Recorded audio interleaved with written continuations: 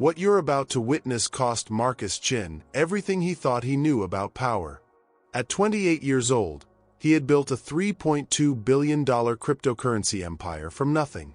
His penthouse overlooking Central Park. His collection of supercars. His custom-made suits worth more than most people's annual salary. But none of that prepared him for what was coming. The crystal wine glass shattered against the marble floor of Manhattan's most exclusive French restaurant, each fragment catching the chandelier light like tiny diamonds of destruction. Marcus Chen stormed through those heavy oak doors, his $500,000 Patek Philippe watch glinting as he checked it for the third time in 30 seconds. 20 minutes late. His investors were waiting. $2 billion hung in the balance. But this wasn't just another business dinner. This was the night that would strip away everything Marcus believed about respect, power, and the people he thought were beneath him. The woman adjusting her server uniform in the restaurant's back hallway had no idea her life was about to change forever. Zara Williams, 24 years old, had been invisible to men like Marcus her entire life. Just another face behind the service counter. Another person whose dreams didn't matter to the wealthy elite who ordered their meals and forgot their names. She had no idea that in less than 2 hours, she would speak 3 words in French that would bring a billionaire to his knees. 3 words that would cost him his fortune, his reputation, and everything he'd spent his life building. 3 words that would make her a symbol of dignity for millions of people around the world. Marcus thought his money made him untouchable. He thought his wealth gave him the right to treat people however he pleased. He thought wrong, because Zara Williams wasn't just a server. She was a scholar who spoke 4 languages fluently. She was a Columbia MBA student who had studied international business while working double shifts to pay her tuition. She was a woman who had spent 847 days preparing for a moment she didn't even know was coming. While Marcus slept in silk sheets worth more than her monthly rent, Zara had been awake at 4 in the morning, studying Mandarin business terms and French literature.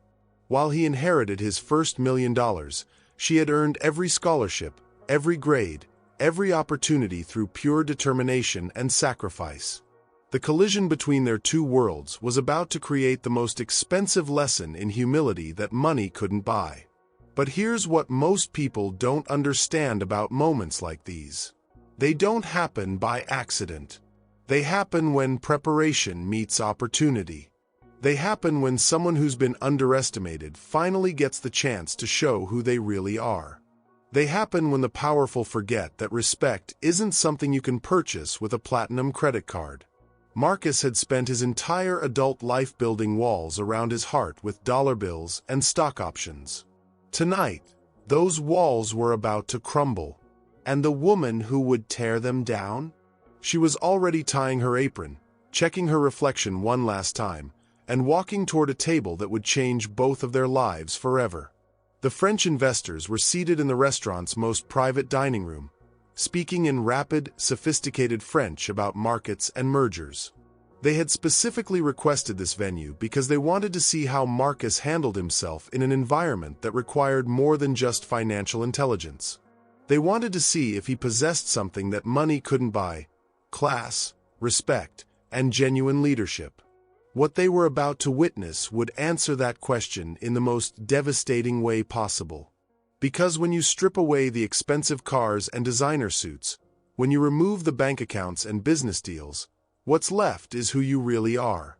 And Marcus Chen was about to discover that who he really was wasn't someone he recognized.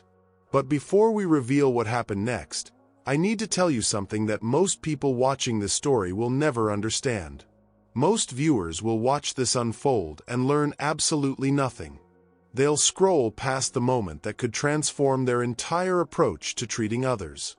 They'll miss the lesson that could change their relationships, their career, and their character forever. Don't be most people. Because what Zara Williams did that night wasn't just about putting one arrogant billionaire in his place. It was about dignity. It was about the power that comes from knowledge, preparation, and never allowing anyone to make you feel smaller than you are. It was about the moment when someone who's been invisible finally steps into the light and reveals their true brilliance. The question isn't whether Marcus deserved what was coming to him. The question is whether you're ready to learn from it. Hey SoulThread family, if you'd like to support the channel and help us keep creating these stories of hope, I've pinned a support link in the comments below. Thank you for being part of this journey. Marcus Chen's $400,000 Lamborghini cut through Manhattan traffic like a silver bullet, but inside that pristine Italian leather interior, he was still that 12-year-old boy getting shoved against his locker in Queens. The memory hit him as he waited at a red light on Fifth Avenue. Marcus Chen, or Marcus Chong as he was called back then, walking home from school with a bloody nose and torn backpack. 3 older kids had cornered him after math class, calling him names that made his stomach twist with shame. Go back to China, math nerd. But Marcus had never been to China.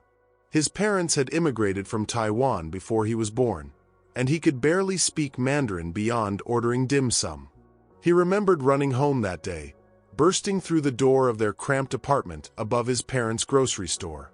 His mother, Linda, was counting receipts at their tiny kitchen table, her fingers stained with ink from the cash register.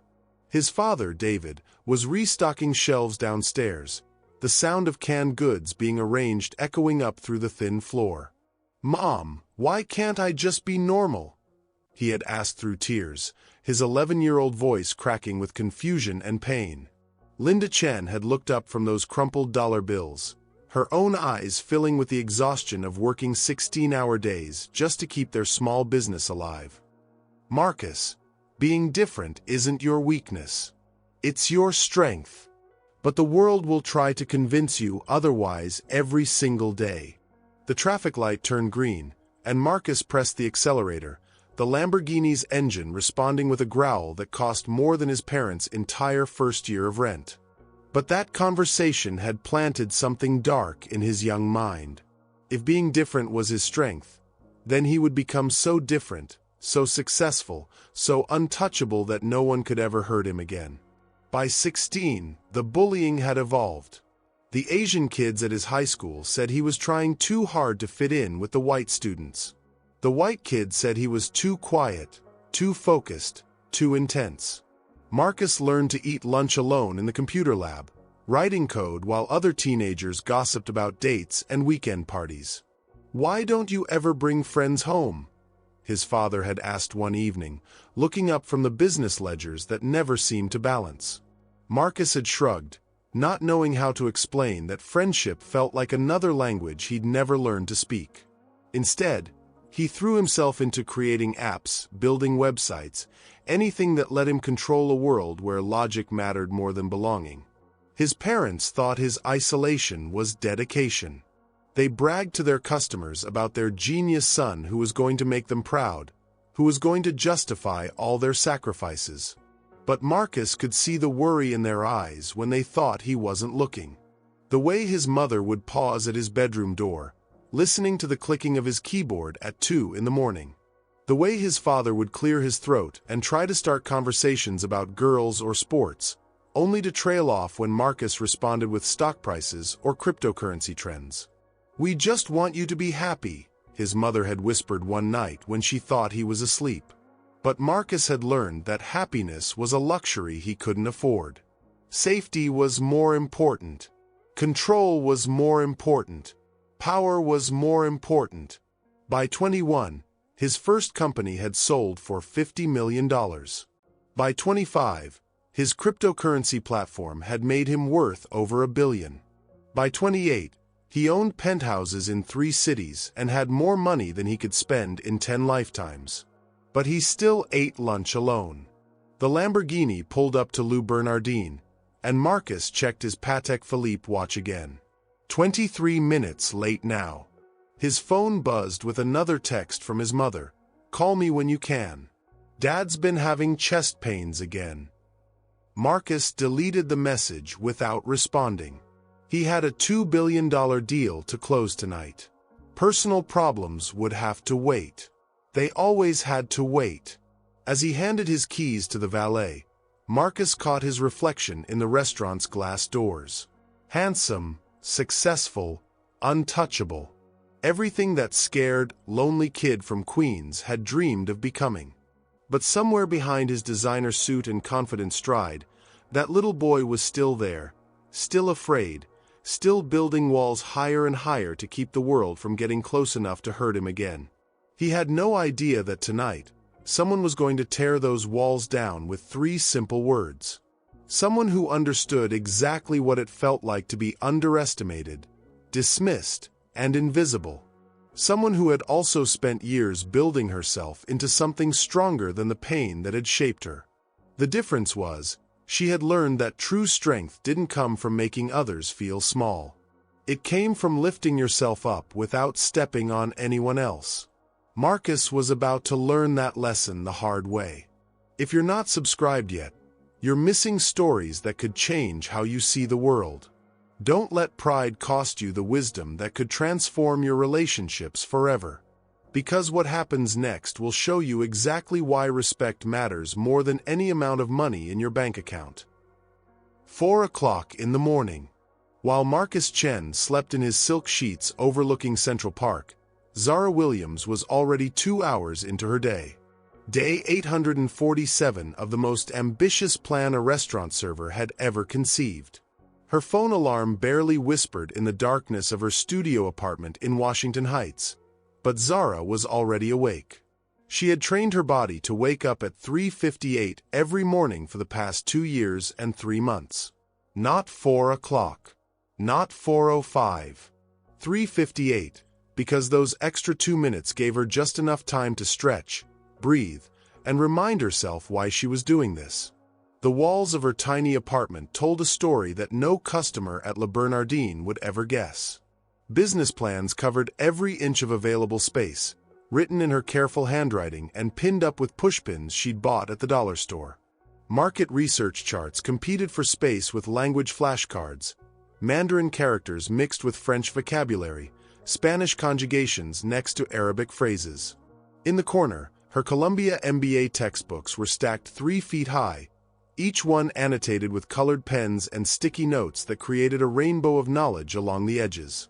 Her laptop, a 7-year-old Dell that took 4 minutes to start up, sat open on her desk next to a chipped ceramic mug that had been her mother's. Zara poured instant coffee into that mug, the same routine she'd followed for 847 consecutive days. While the coffee cooled, she opened her notebook to today's goals. Learn 15 new Mandarin business terms. Review the client profiles for tonight's high-stakes tables. Practice her French pronunciation for 30 minutes. Read 2 chapters of her International Business Strategy textbook. But first, she had research to do. Marcus Chen's face stared back at her from her laptop screen. A Forbes article titled, "The Crypto King's Billion-Dollar Gamble." She had been studying him for 3 weeks, ever since she'd seen his name on Le Bernardin's reservation list for tonight's private dining room. Not because she was starstruck by his wealth, but because understanding her customers was part of becoming invisible to them. And being invisible was part of her strategy. Marcus Chen, 28, net worth $3.2 billion, she read quietly to herself, practicing the pronunciation of his name in Mandarin.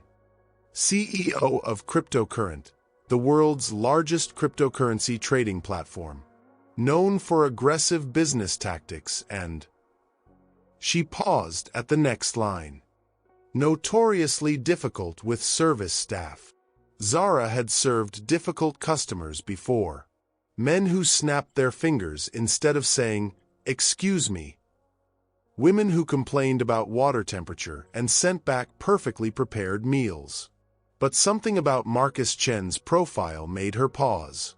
Maybe it was the way his interviews revealed a man who had never learned the difference between commanding respect and demanding submission. She closed the laptop and picked up her Mandarin flashcards.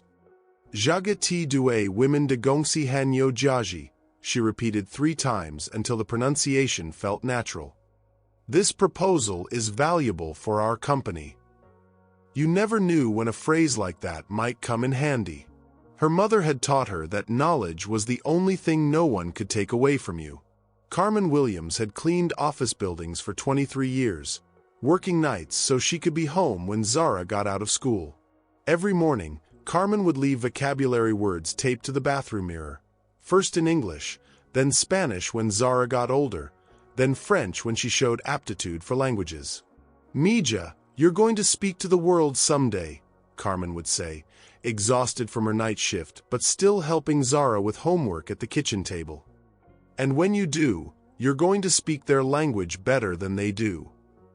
Now, at 4:30 in the morning, Zara was keeping that promise.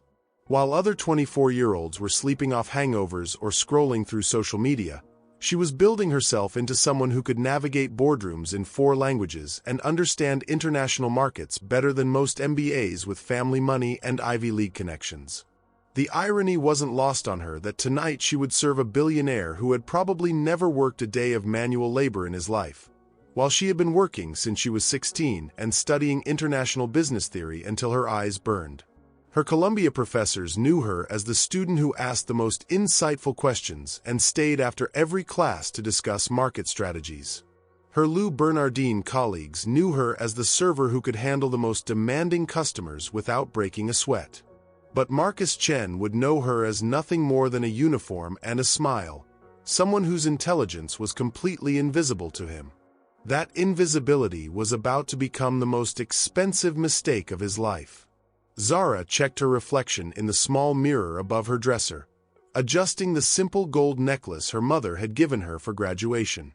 In 6 hours, she would put on her server's uniform and become part of the background of Marcus Chen's most important business dinner. He would look through her, past her, around her, never imagining that the woman refilling his water glass could discuss cryptocurrency regulations in 3 languages or explain international trade law better than most of his executives. She had no idea that tonight would be the night her 847 days of preparation would collide with his lifetime of entitlement. She had no idea that 3 words in French would transform her from invisible to unstoppable. But the universe has a way of bringing together the teacher and the student at exactly the right moment.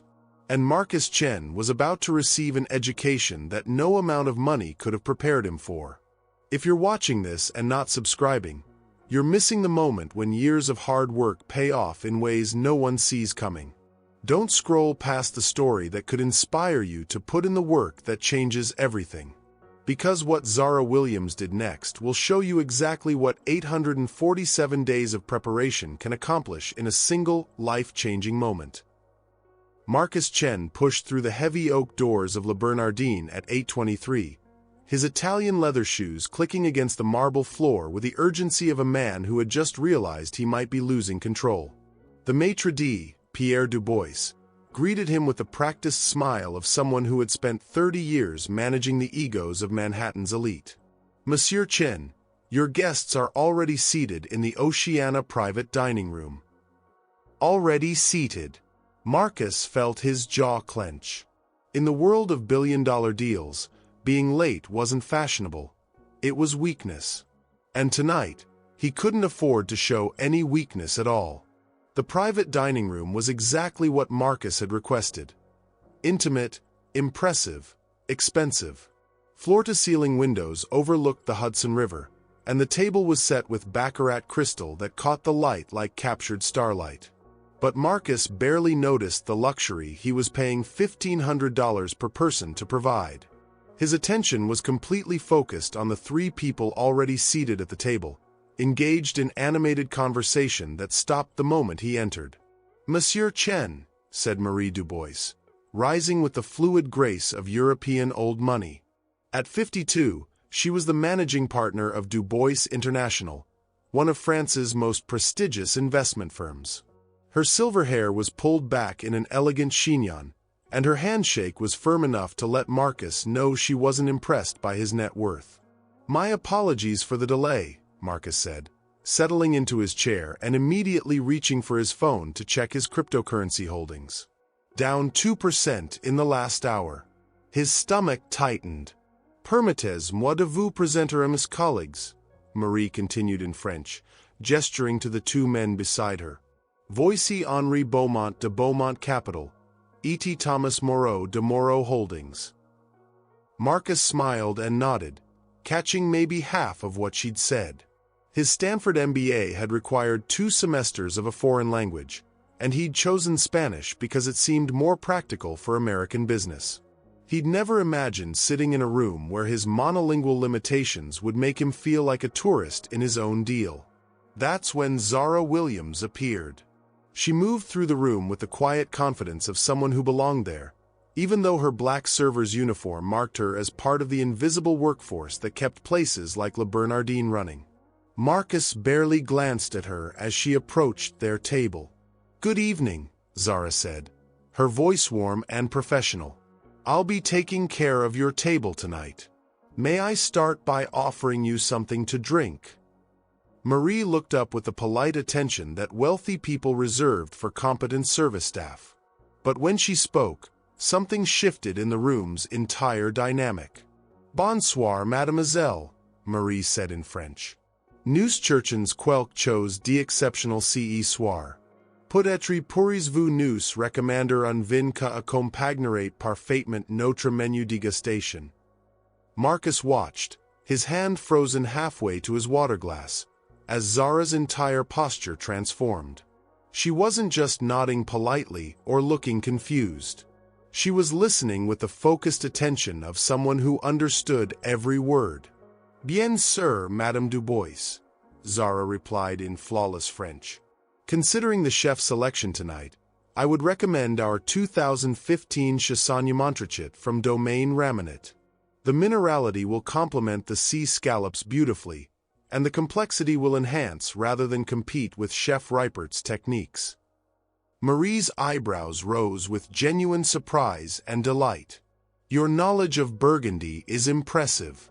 Do you study wine professionally?" Zara smiled, and for just a moment, Marcus caught a glimpse of something that made his chest tighten with an emotion he couldn't quite name. Intelligence. Confidence. The kind of quiet authority that no amount of money could purchase. "I study many things, madam," Zara said, still in French. "I find that knowledge opens doors that money cannot." The 2 other French investors leaned forward with interest, and suddenly the conversation Marcus had paid thousands of dollars to orchestrate was happening without him. Henri asked about the restaurant's wine cellar, and Zara responded with details about vintages and regions that made it clear she wasn't just reciting memorized information.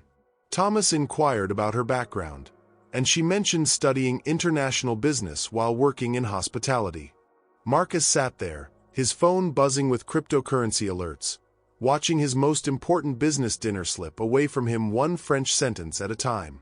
"Your server is remarkable," Marie said to Marcus in English, but her eyes never left Zara. "Where did you find someone with such extensive knowledge of European wine culture?"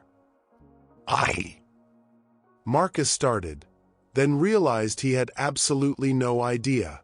He had requested Le Bernardin's best private dining service, but he had never bothered to learn anything about the people who would be providing it.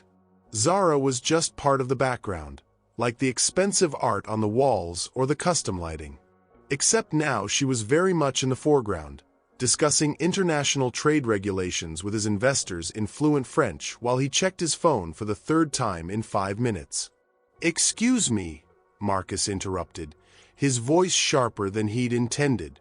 "Could we possibly get some bread and start the first course? We have a lot of business to discuss tonight." The subtle rebuke hung in the air for a moment. Zara nodded professionally and stepped back, but not before Marie touched her arm gently. "Merci beaucoup for the wine recommendation," Marie said. "Perhaps we could continue our conversation later." As Zara moved away to place their order, Marcus felt the weight of 3 pairs of eyes studying him with expressions he didn't like. Marie's smile had cooled considerably. "Interesting," Henri murmured to Thomas in French, not bothering to lower his voice. "A man who interrupts intelligence to discuss business. Very American." Marcus didn't need to speak French to understand the tone. His billion-dollar empire was built on reading people, on understanding power dynamics and social cues. And right now, every instinct he developed told him that something had shifted in this room. The explosion is coming. But first, are you really going to watch this life-changing moment without subscribing? Your future self will thank you. Because what happens next will show you exactly how 3 words can destroy everything a billionaire thought he knew about power. The evening was going exactly as Marcus had feared. For the past 40 minutes, he had watched his $2 billion deal slip away one French sentence at a time. His phone showed his cryptocurrency portfolio bleeding value by the minute. His investors were more interested in discussing Burgundy wine regions with his server than listening to his pitch about market disruption. And Zara Williams was becoming impossible to ignore. Every time she approached their table, the conversation shifted. Marie would ask her opinion on European trade policies. Henri would inquire about her thoughts on emerging markets. Thomas would compliment her knowledge of international banking regulations. Meanwhile, Marcus sat there like a spectator at his own business dinner, understanding maybe every third word and feeling smaller with each passing minute. "Monsieur Chen," Marie said, finally turning her attention back to him. "Your server has just explained the European Union's new cryptocurrency regulations better than most of our analysts. Where exactly did she study international finance?" Marcus felt heat rising in his chest. His phone buzzed again, another notification about his plummeting stock prices. The stress of the day, the traffic, the delayed flight from his Seattle office, the pressure of this deal that was supposed to secure his company's future in European markets, it was all converging into a perfect storm of frustration. "I wouldn't know," he said, his voice tight. "I don't typically interview the waitstaff about their educational backgrounds." The words came out harsher than he'd intended, but he didn't care. This was supposed to be his night, his deal, his moment to prove that Marcus Chen could play in the big leagues with old European money. Instead, he was being upstaged by a woman in a server's uniform who somehow knew more about his potential investors than he did. Zara returned to their table carrying a bottle of the Chassagne Montrachet she had recommended. As she moved to pour wine for Henri, her elbow brushed against Marcus's water glass. Time seemed to slow as the crystal glass tipped, sending a small stream of ice water across the white tablecloth toward his phone. It wasn't much water, a few ounces at most. Nothing that couldn't be cleaned up with a napkin in 30 seconds. But in that moment, with his nerves already frayed and his ego already bruised, Marcus Chen snapped.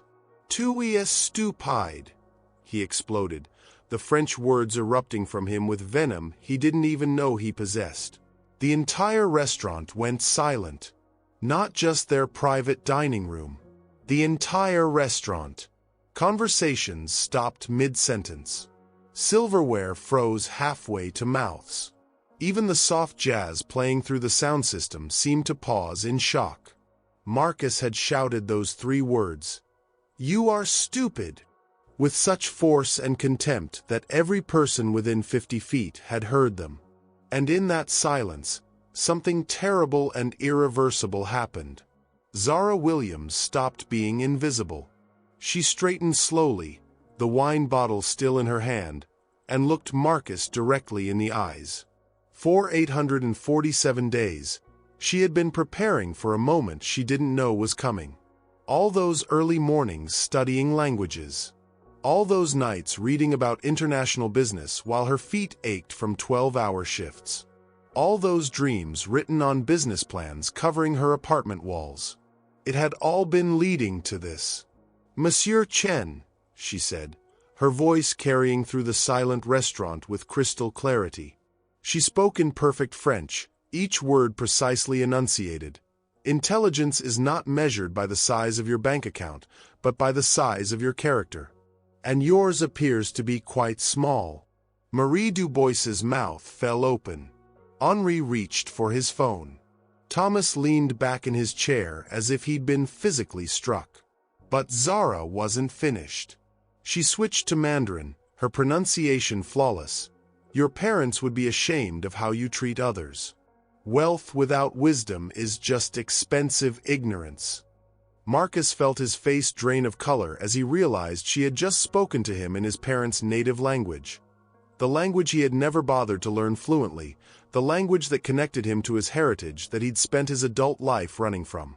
Then, switching back to English, her voice now carrying the authority of someone who had spent years being underestimated and had finally decided to reveal exactly who she was.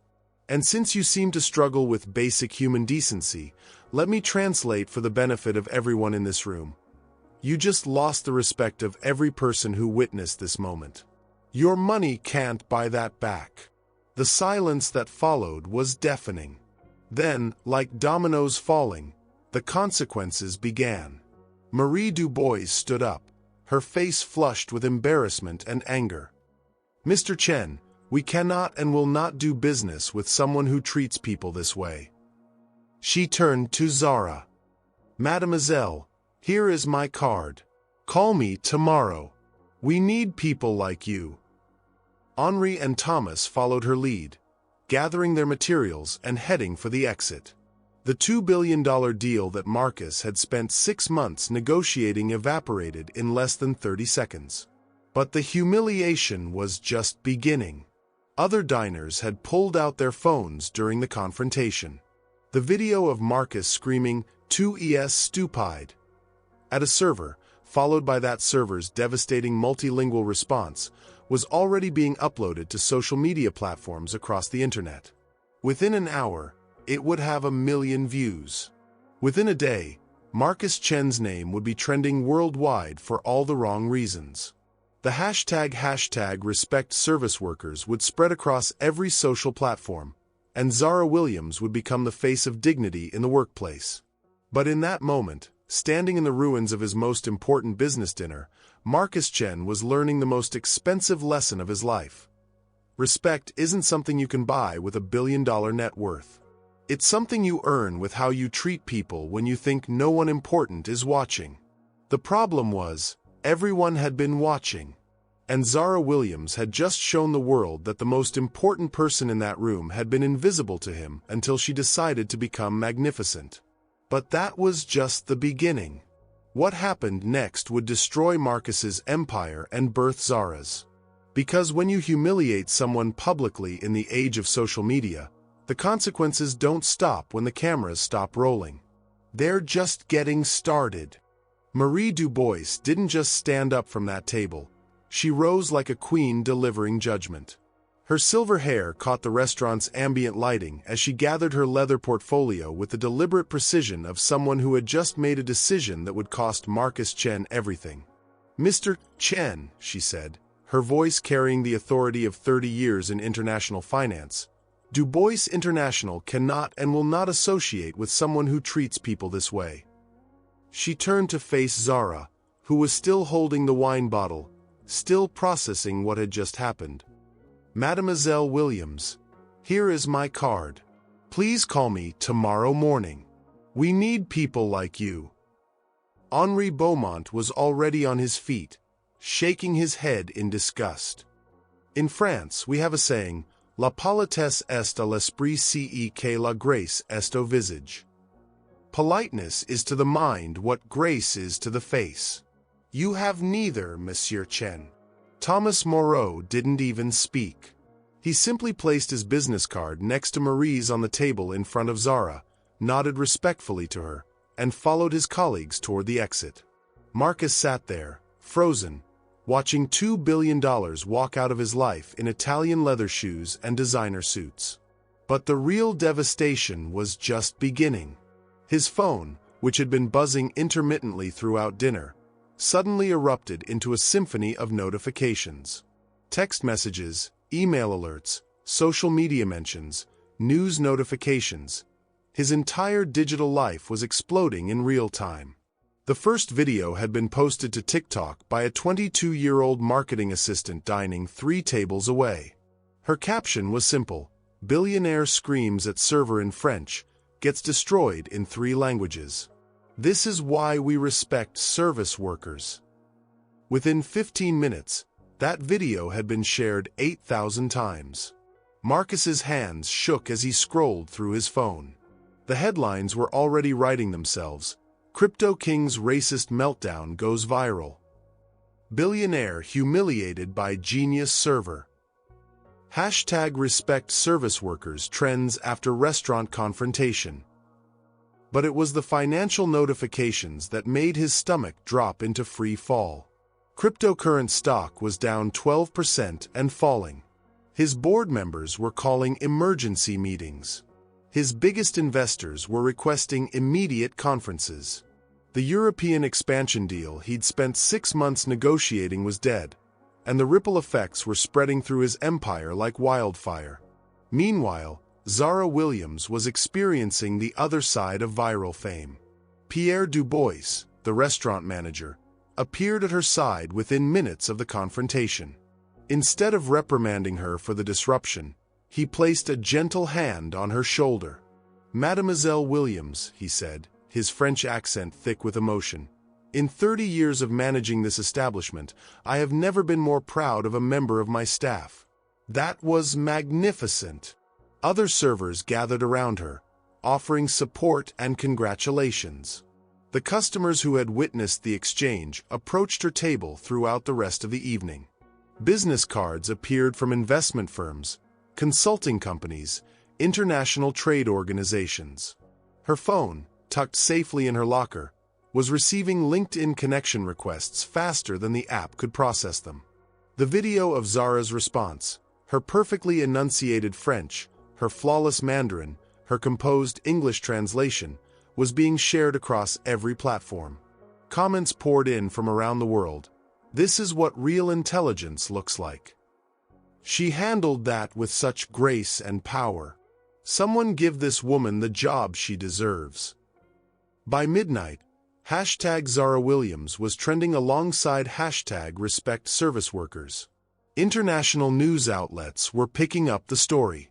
The Columbia Business School was already reaching out to schedule interviews about their remarkable student. But Marcus Chen's night was far from over. He sat alone in his Lamborghini in the restaurant's parking garage, surrounded by $400,000 worth of Italian engineering, and feeling more powerless than he had since he was 12 years old, getting pushed around in his Queens middle school hallway. His phone continued its relentless assault of notifications. His parents had seen the video. His mother had left 3 voicemails, each one more disappointed than the last. His ex-girlfriend had posted a tweet, "Now the whole world knows what I dealt with for 2 years."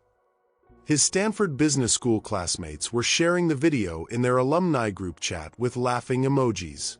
The cryptocurrency market, already volatile, was reacting to the scandal in real time. Other tech CEOs were distancing themselves from him on social media. His company's customer service department was fielding angry calls from users threatening to delete their accounts. Within 6 hours, Marcus Chen had lost more than just a business deal. He had lost his reputation, his credibility, and nearly $500 million in stock value.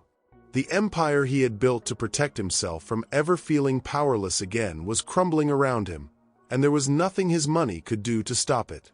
But Zara Williams was just getting started. The next morning, her phone would ring with job offers from 3 different international consulting firms. Columbia Business School would feature her story in their diversity and leadership newsletter. The French investors who had walked out on Marcus would offer her a position with their Paris office, complete with relocation assistance and a salary that would change her family's life forever. The 847 days she had spent preparing for a moment she didn't know was coming had positioned her perfectly for opportunities she had only dreamed about. The difference between Marcus and Zara wasn't their intelligence, their work ethic, or even their ambition. The difference was character. And character, as Zara had demonstrated in front of a room full of witnesses, was something that no amount of money could buy. Marcus had spent his fortune building walls to keep people out. Zara had spent her time building bridges to bring people together. When the moment came to show who they really were, those choices revealed everything. Millions are sharing Zara's story right now. Will you be one of the few who subscribes to see what happens next? Or will you just be another viewer who watches other people's dreams come true? Because what Zara Williams did with the opportunities that followed this moment will show you exactly what happens when preparation meets possibility.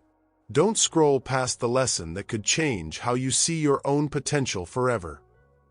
1 week after the most expensive 30 seconds of his life, Marcus Chen sat in his Central Park penthouse staring at a computer screen filled with everything he should have known about Zara Williams. Columbia Business School, MBA candidate, graduating summa cum laude, fluent in English, French, Spanish, and Mandarin. Published research on international trade policy. Dean's List for 6 consecutive semesters while working full-time. Scholarship recipient who had turned down full rides to Harvard and Wharton to stay in New York and care for her mother. $500 million.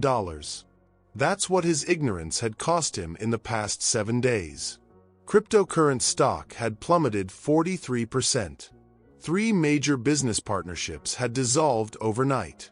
His board of directors had called an emergency meeting to discuss his future with the company he had built from nothing. But the number that haunted Marcus the most was 847. 847 days Zara Williams had been executing a plan that would have impressed his most strategic business advisors, while he had seen her as nothing more than invisible help. The research consumed him.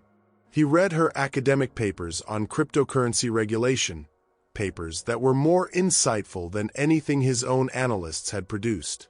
He found her LinkedIn profile, which had exploded from 300 connections to over 50,000 in a single week.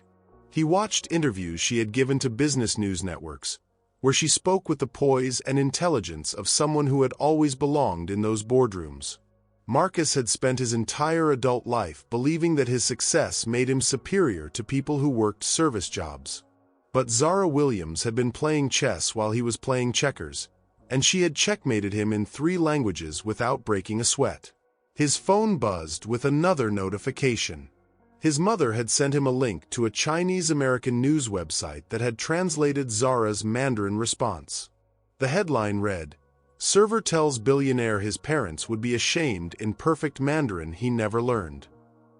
The article went on to detail his parents' immigration story, how David and Linda Chen had arrived from Taiwan with 2 suitcases and a dream, how they had worked 18-hour days to build their grocery store, how they had sacrificed everything so their son could have opportunities they never had. "Your parents would be ashamed of how you treat others," Zara had said to him in Mandarin. The language his parents spoke to each other when they thought he wasn't listening. The language that connected him to his heritage and his history. The language he had been too busy making money to learn properly. She had been right. His parents were ashamed. His mother's voicemails had made that crystal clear. That's what finally drove Marcus to do something he hadn't done in 15 years. He took the subway. No Lamborghini. No private car service. No escape route if he changed his mind. Just Marcus Chen, former billionaire wunderkind, riding the 6 train downtown to face the woman who had destroyed his empire with 3 words of truth. Le Bernardin looked different on a Tuesday afternoon. Less glamorous, more functional. The lunch crowd was wrapping up, and Marcus could see staff preparing for the dinner service that would begin in a few hours. He spotted Zara immediately, and the sight of her made him pause at the entrance. She was standing near the bar area, surrounded by 4 newer staff members who were hanging on her every word. She wore the same black server uniform, but everything else about her had changed. Her posture radiated confidence. Her voice carried authority. She moved through the space like she owned it, because in every way that mattered, she did. The viral video had transformed her from invisible staff to the restaurant's most valuable employee overnight. "The key to handling difficult customers," she was saying to her trainees, "is to remember that their behavior reflects their character, not your worth.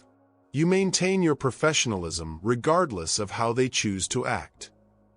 Marcus felt his chest tighten as he realized she was essentially teaching a masterclass on how to deal with people like him. Pierre Du Bois, the maitre d', noticed Marcus first. His expression shifted from professional courtesy to barely concealed disdain. "Monsieur Chen, I'm surprised to see you here." The conversation around Zara stopped. For sets of eyes turned toward Marcus, but it was Zara's gaze that held him frozen. She looked at him for a long moment, then dismissed her trainees with a gentle nod. "Take your break, everyone. We'll continue this in 20 minutes.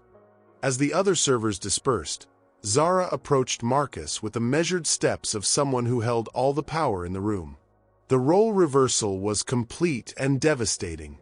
"Mr. Chen," she said, her voice neutral but not unkind. "This is unexpected." "Zara, Marcus started, then stopped. Every prepared speech he had rehearsed during the subway ride evaporated under her steady gaze. "I need to apologize." "No," she said quietly, but with absolute certainty. "You need to understand the difference between being sorry you got caught and being sorry for who you were in that moment." She gestured toward the same private dining room where his empire had crumbled a week ago. "Would you like to sit down?" They settled at a small table by the window, the afternoon light casting long shadows across the white tablecloth. Marcus felt like he was sitting across from a completely different person than the server he had screamed at 7 days earlier. "I've been researching you," Marcus said finally. "I know," Zara replied. "Your Google searches have been quite thorough. Columbia's IT department mentioned the unusual traffic to my academic profiles." Heat rose in Marcus's cheeks. Of course she would know. Of course she would be 3 steps ahead of him, just like she had been that night.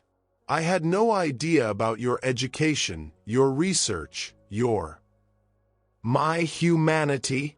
Zara's interruption was soft but sharp. "Mr. Chen, I've been researching you too. Your parents immigrated from Taiwan with nothing. Your father worked 16-hour days at that grocery store. Your mother cleaned office buildings at night to make ends meet." Marcus felt his breathing shallow. He hadn't expected her to know about his family's story. "Sound familiar?" she continued. "The difference is, they never forgot where they came from. They never forgot what it felt like to work with their hands, to be dismissed because of their accent, to be treated like they were invisible." She leaned forward slightly, and Marcus found himself unable to look away from her eyes. "You built walls so high around your heart that you forgot what you were protecting. You forgot that the people serving your food, cleaning your offices, and making your life comfortable are human beings with dreams, talents, and dignity that have nothing to do with the size of their paycheck." "I know that now," Marcus said quietly. "Do you?" Zara's question hung in the air. "Or do you just know that your ignorance cost you $500 million?" The question cut deeper than Marcus expected. Because she was right. Again. "I don't know," he admitted. "But I want to learn."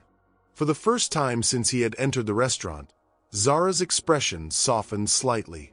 "Learning means more than just research, Mr. Chen. It means changing. And change is something that has to be proven over time, not purchased with an apology." She stood up from the table, signaling that their conversation was over. "If you're serious about learning, start by treating the people around you like they matter. Not because it might cost you money if you don't, but because it's right." As she walked away, Marcus realized that Zara Williams had just given him something more valuable than any business advice he had ever received. She had given him a roadmap back to his own humanity. The question was whether he would have the courage to follow it. If you're still watching this without subscribing, you're missing the most important part of this story. Because what Marcus does next will determine whether redemption is possible for someone who has forgotten how to see other people as human. Don't scroll past the lesson that could change how you treat everyone from your server to your CEO. Your character is watching.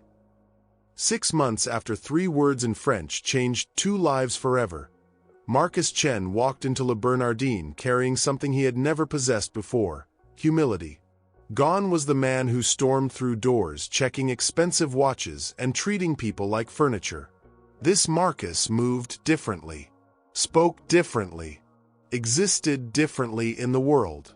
He had spent the past 26 weeks doing something billionaires rarely do: learning how to be human again. Started with therapy. Dr. Patricia Reyes, a no-nonsense psychologist in Queens who specialized in helping successful people understand why their success felt so empty. 3 sessions a week, sitting in an ordinary office chair, peeling back layers of defensive wealth to find the scared 12-year-old boy underneath. Your money became your armor, Dr. Reyes had told him during their first session. But armor doesn't just protect you from the world. It protects the world from you. Marcus had fought her at first. He had spent decades building those walls, and tearing them down felt like volunteering for emotional surgery without anesthesia. But slowly, painfully, he began to understand that the power he thought money gave him was actually the power it had taken away. Then came the community service. Not the kind wealthy people do for tax write-offs and charity galas, but real, hands-on work at a food bank in the Bronx, serving meals to families who reminded him uncomfortably of his own parents' early years in America. "You're that guy from the video," one elderly woman had said during his second week of volunteering. "The one who yelled at that smart girl." Marcus had expected judgment, anger, maybe even confrontation.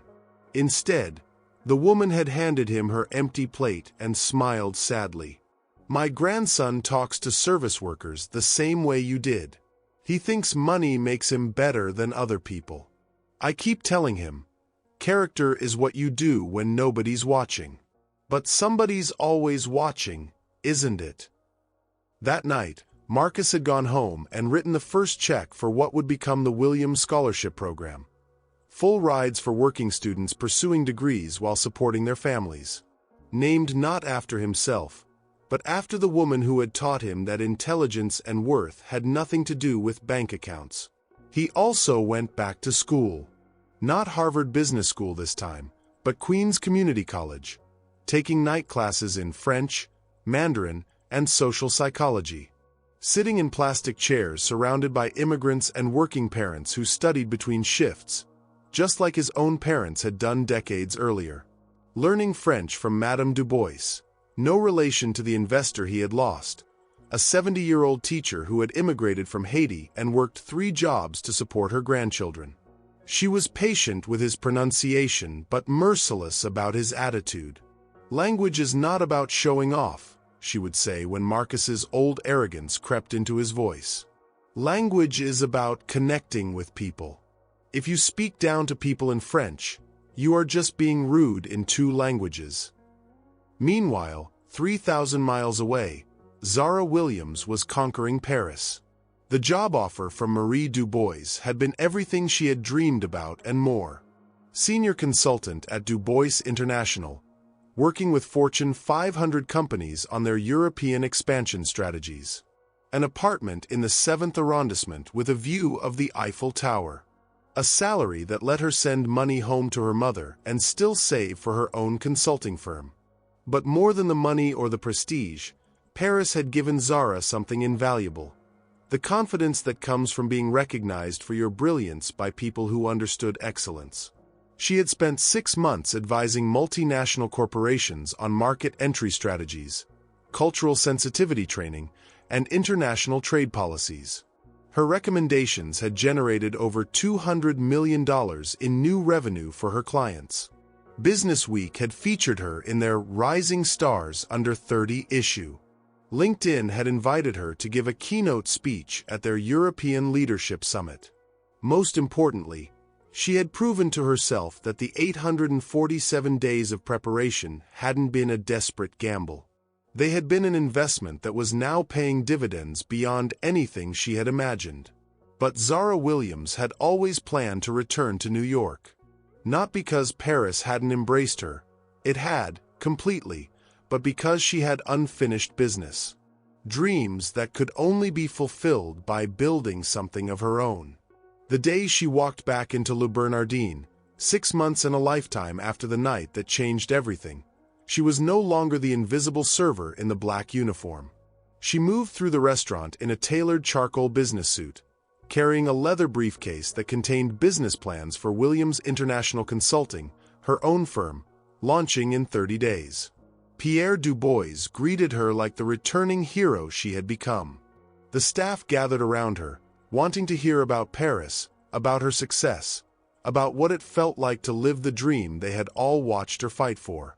That's when she saw him. Marcus Chen sat alone at a small table by the window, the same table where she had delivered the truth that destroyed his empire 6 months earlier.